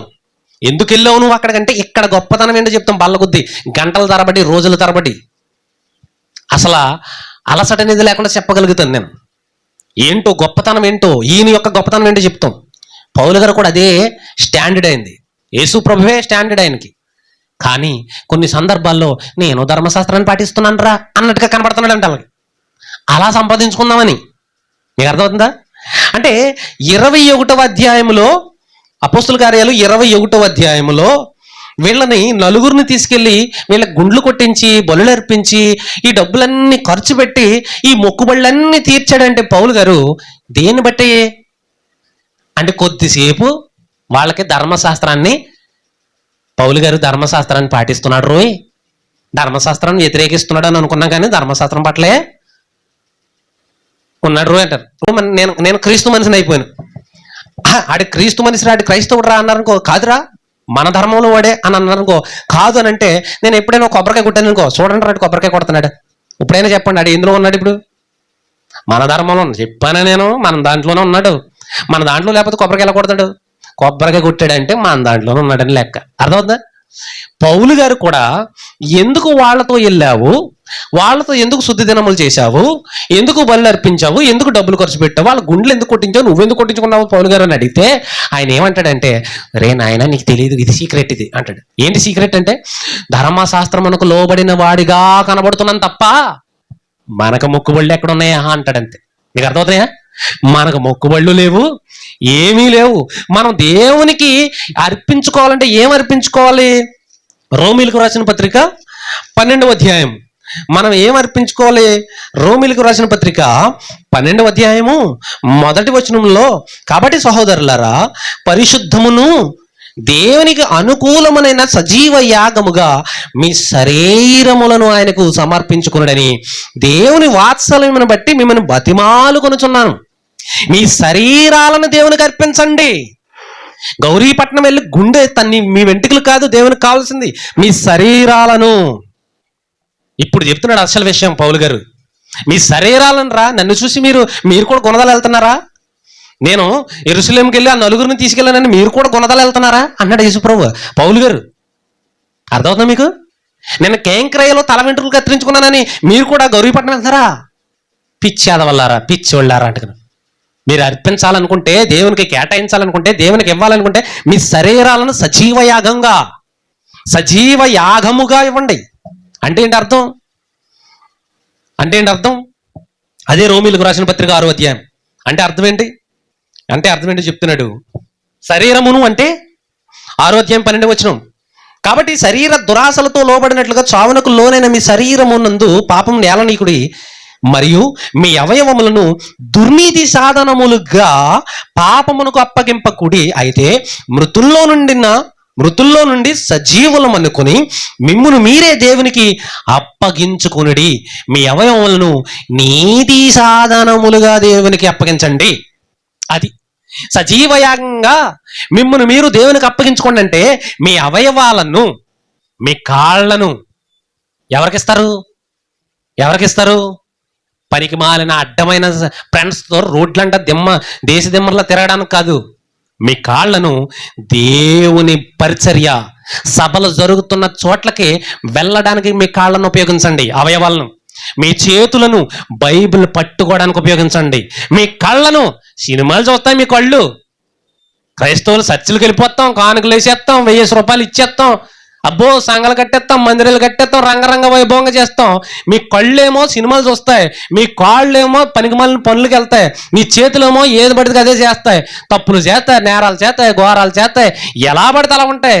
మీ మైండ్, మీ బుర్ర మొత్తం అంతా ఒక్కసారి పైనుంచి కింద దాకా స్కాన్ చేసుకుంటే ప్రతి అవయవము కూడా తప్పుదారిలో వెళ్తున్నాయి. అదే చెప్తున్నాడు ఇక్కడ, మీ అవయవములను నీతి సాధనములుగా దేవునికి అప్పగించు. నీతి సాధనం, నీతి సత్యం, సత్యానికి సాధనం, సత్యానికి సాధనాలై ఉండాలి. మీరు కృపకై కానీ ధర్మశాస్త్రమునకు లోనైన వారు కారు. ధర్మశాస్త్రంలో ఉన్న మొక్కుబడుల ప్రకారం మీరు మొక్కుకోవటానికి, ఇప్పుడు మీరు ధర్మశాస్త్రంలో ఉన్న తల వెంట్రుకలు వాళ్ళు ఇచ్చినట్టుగా మీరు ఈరోజు మొక్కుకోవడానికి మీరు కృప కింద ఉన్నారా నాయన? మీరు ధర్మశాస్త్రం కింద లేరు, మీరు అన్యమతంలోనూ లేరు, యోధా మతంలోనూ లేరు, కృప కలిగిన క్రైస్తవ్యంలో ఉన్నారు. అర్థమవుతుందా? కృప కలిగిన క్రైస్తవంలో ఉన్నారు. కావున లోనే కారు కనుక పాపము మీ మీద ప్రభుత్వము చేయదు. అర్థమవుతుందా? పలికి మాలిన పద్ధతులు క్రైస్తవులకు తీసుకొచ్చి పడేశారు. క్రిస్మస్ పేరున భయంకరమైన డ్యాన్సులు, నృత్యాలు, ఏంటేంటో పాటలు, అర్థం పార్థం లేని క్రైస్తవ్యాన్ని అవమానపరిచే పాటలు, అవమానపరిచే ప్రసంగాలు, అవమానపరిచే విధంగా ఈరోజు క్రైస్తవంలో ఎన్నో భయంకరమైన పద్ధతులు కనబడుతున్నాయి. వీటన్నిటిని రూపుమాపాలి అని అంటే వాక్యం మీద దృష్టి పెట్టాలి. వాక్యం మీద దృష్టి పెట్టాలి. ఈరోజు గౌరీపట్నం వెళుతున్న వారు కానీ, మోకాళ్ళ మీద నడుస్తున్న వారు కానీ, కొనదల వెళుతున్న వారు కానీ ఈ వాక్యానికి విధేయులై ఈ రోజు నుంచి అవన్నీ మూసుకోకపోతే మీరు క్రైస్తవులే కాదు. మళ్ళీ చెప్తున్నాను, మీరు క్రైస్తవులే కాదు. ఒకవేళ మేము క్రైస్తవులమే, మందిరానికి వెళుతున్నాం, కానుకలు వేస్తున్నాము కదండి, నువ్వు అపవాదికి ఇస్తున్నావు కానుక. నువ్వు దేవునికి కాదు, దెయ్యానికి అర్పిస్తున్నావు. దెయ్యం బలలోనిది, దేవుని బలలోనిది నువ్వు తీసుకోకూడదు. ఉంటే అటైనా ఉండాలి, ఇటైనా ఉండాలి. పనికి మాలిన పద్ధతులన్నీ తీసుకురాకూడదు. బైబిల్ గ్రంథం 66 పుస్తకాలు కలిగిన గ్రంథం దేవుడు మనకి ఇచ్చాడు. అందులో 2 నిబంధనలు ఉన్నాయి. ఆ 2 నిబంధనల్లో 2వ నిబంధనే ఇప్పుడు మనది. మొదటి నిబంధన మనది కాదు, అది ఇశ్రాయేలీలది. అందులో దశంభాగాలు ఉన్నాయి, అందులో బలులు ఉన్నాయి, అందులో శనివారం శబ్బాతు దినం ఉంది, అందులో ఎన్నో ఎన్నో ఎన్నో 10 ఆజ్ఞలు కలిగిన ఆ గ్రంథాన్ని, ఆ నిబంధనను మొట్టమొదటి అదేదైతే ఆ డీల్ ఏదైతే ఉందో దాన్ని దేవుడు రద్దుపరిచాడు. యేసుక్రీస్తు ప్రభు ద్వారా మరల కొత్తది ఇచ్చాడు. క్రైస్తవులకి కొత్తదే. మరి పాత నిబంధన ఎందుకు ఉందండి అని అంటే, పాత నిబంధనలో భక్తులు ఎలా బతికారో తెలుసుకోవడానికి, పాత నిబంధనలో వాళ్ళు ఎలా జీవించారో తెలుసుకోవడానికి, అలా తెలుసుకుని క్రొత్త నిబంధనలో ఇప్పుడు నువ్వెలా ఉండాలి అది, అందుకోసం దేవుడు ఉంచాడు అక్కడ. కాబట్టి క్రైస్తవులకు ఆచారాలు అనేవి ఏమీ లేవు. క్రిస్మస్ చేయాలనే ఆచారం లేదు, శ్రమ దినాల ఆచారం లేదు, 40 రోజుల శిలువమాల, యేసుమాల లేనే లేదు. ఇవన్నీ ఆర్సిఎం చర్చలు తీసుకొచ్చింది. ఆర్సిఎం ఎవరు అని అంటే హైందవంలో అది ఒక భాగం. అది క్రైస్తవ్యం కాదు. ఆర్సిఎం అంటే అది హిందూ మతంలో అదొక భాగం. అది వాళ్ళ క్రైస్తవుల లెక్కలోకి రారాళ్ళు. కాబట్టి నువ్వు వాళ్ళని వెంబడిస్తున్నావంటే నువ్వు క్రైస్తవుడు కాదు అని అర్థం. అర్థమైందా? చెప్పండి. ఇప్పుడు తల వెంట్రుకలు, తల నేరాలు, క్రైస్తవులు తల నేరాలు ఇవ్వవచ్చా? చెప్పండి. ఇవ్వకూడదు. క్రీస్తునందున్న వారికి ఏ శిక్ష విధి లేదు. ఫైనల్గా మాట చూద్దాం. రోమిలకు రాసిన పత్రిక 8వ అధ్యాయం 1వ వచనం. కాబట్టి ఇప్పుడు క్రీస్తు యేసునందున్న వారి ఏ శిక్ష విధి లేదు, ఏ శిక్ష విధి లేదు. క్రీస్తునందున్న వారికి ఏ శిక్ష విధి లేదు. అయ్యో, నేను ఈశాన్యం మూల అది పెట్టకపోతే నాకు శిక్ష ఏమో లేదు. అయ్యో, ఆగ్నేయ మూల నేను పొయ్యి ఎట్టకపోతే శిక్ష ఏమో లేదు. నేను తలంపాలు ఇలా ఎట్టకపోతే శిక్ష ఏమో లేదు. నేను మొక్కుకున్నాను ఈ జుట్టెట్టుకెళ్ళిపో దేవునికి ఇవ్వకపోతే శిక్ష ఏమో లేదు. క్రీస్తునందు ఏ శిక్ష విధి లేదు. క్రీస్తు బలియాగంతో ప్రతి మనుష్యుని మీద ఉన్న కఠినమైన శిక్షలన్నిటినీ, కఠినమైన ఆజ్ఞలన్నిటినీ కొట్టివేయబడ్డాయి. నువ్వు చేయవలసింది ఏంటి? జస్ట్ క్రీస్తుని విశ్వసించడం అంతే. విశ్వసించిన తర్వాత ఆయన కొన్ని ఆజ్ఞలు ఇచ్చాడు, ఆయన కొన్ని మనకు ఆజ్ఞలు ఇచ్చాడు, ఆయన కొన్ని నియమాలు ఇచ్చాడు. ఆ నియమ నిబంధన ప్రకారం యేసు ప్రభు ఏమి చెప్పాడో, అపోస్తులు ఏ విధంగా నడుచుకున్నారో, ప్రారంభ సంఘం ఏ విధంగా నడుచుకుందో అదే విధంగా మనం ఫాలో అవ్వాలి తప్ప మరలా మనం వెనక్కి వెళ్ళి భారతదేశంలో అలాగే ప్రపంచ దేశాల్లో ఉన్న పనికిమాలిన ఆచారాలు, చెత్తా చెదారమంతా క్రైస్తవంలో తీసుకొస్తే నాలాంటి గట్టిగా వాయించక తప్పదు, బైబిల్ వాయించక తప్పదు. దేవుడు ఎక్కడో చోట సరైన వాడిని లేపుతాడు. ఏలియా గారిలాగా, యెహెజ్కేలు గారిలాగా, దానియేలు గారిలాగా అక్కడక్కడ దేవుడు లేపుతాడు నీకు బుద్ధి చెప్పించడానికి. మర్యాదగా ఇంటే సరి చేసుకుంటావు, లేదు అంటే మొత్తానికి విడిచిపెట్టే క్రైస్తవ్యాన్ని విడిచి నీకు నీ వల్ల క్రైస్తవ్యానికి కానీ దేవుని కానీ ఒరిగేదేమీ లేదు. అక్కడొక అడుగు ఇక్కడొక అడుగు వేయడం వల్ల నీ వల్ల ఒరిగేదేమీ లేదు. నువ్వు ఇంకా మరింత శిక్షలోకి వెళ్ళిపోవడం తప్ప, నీ వల్ల క్రైస్తవాన్ని నవ్వుల పాలు చేయడం తప్ప నీ వల్ల ఒరిగేదేమీ లేదు. ఉంటే అటైనా ఉండు, ఇటైనా ఉండు. నీకు ఆచారాలు కావాలంటే అందులో బోల్డ్ ఉన్నాయి ఆచారాలు, చక్కగా హ్యాపీగా అనుభవించు. లేదు నాకు అన్నీ ఏమొద్దు, నాకు యేసు ప్రభు అంటే యేసు ప్రభు తప్ప ఇంకే ఆచారం లేదు ఇక్కడ. వాక్యం తప్ప ఇంకేమీ లేదు. వాక్య ధ్యానం తప్ప ఇంకే పండుగ లేదు. క్రైస్తవుడికి పండుగైన వాక్యమే, పబ్బమైన వాక్యమే, ఆనందమైన వాక్యమే, సంతోషమైన వాక్యమే, ఏడుపైన వాక్యమే. ఏ విధము చేతనైనా ఎలాగైనా ఎక్కడికి రావాలి, నువ్వు వాక్యం దగ్గరికి రావాలి తప్ప నాకు బాధ కలిగిందని ఇంకొక చోటకి వెళ్ళి, నాకు సంతోషం కలిగని ఇంకొకటి దగ్గరికి వెళ్ళి, ఇది లేదు క్రైస్తవంలో. ఉంటే అటు, లేదు ఇటు, ఎటో నిర్ణయించుకో. ప్రార్థన చేసుకుందాం.